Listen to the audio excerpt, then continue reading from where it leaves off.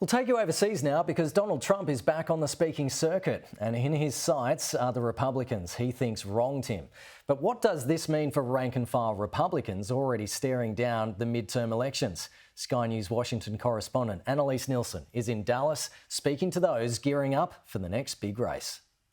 For decades, the Conservative Political Action Conference has launched the careers of right-wing stars in America.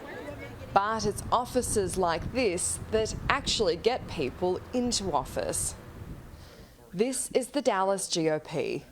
It might be quiet now, but members are already working on campaigns for next year's midterm elections.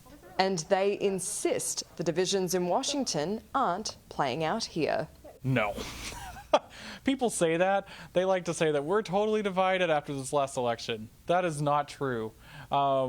Everybody that I know here in Dallas County that are Republicans and that are active, we're trying to figure out exactly how many doors we need to knock on to make sure that we win in November. William Busby runs communications and development for the Dallas GOP. And he's adamant Donald Trump is a strong factor in the future of the party. The president still has his base, and his base is very loyal to him. That base is still convinced by the former president's repeated claims of voter fraud. There are a number of people who definitely have concerns about election fraud. I'm not a lawyer. I don't know all the legal ins and outs from the different states where there are questions. But I do know that people just want to be able to trust the electoral process. While the Republican Party regroups for midterms, it's seeing more people being brought into the fold. The pressures that have arisen in the last few years against conservatives is forcing a lot of folks to reassess that we really need to all be together, all hands on deck. The log cabin Republicans have represented gay and lesbian conservatives for over 40 years, but they've never been embraced in Texas. At the state party level, we still can't even have a booth at the biennial state convention. So for us to be able to have a booth at CPAC in Texas is a great opportunity.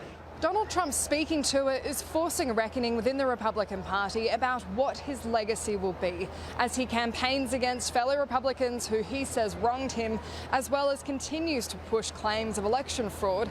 His base hasn't gone anywhere. About 15% by some of our internal polling don't support Trump. About 85% do.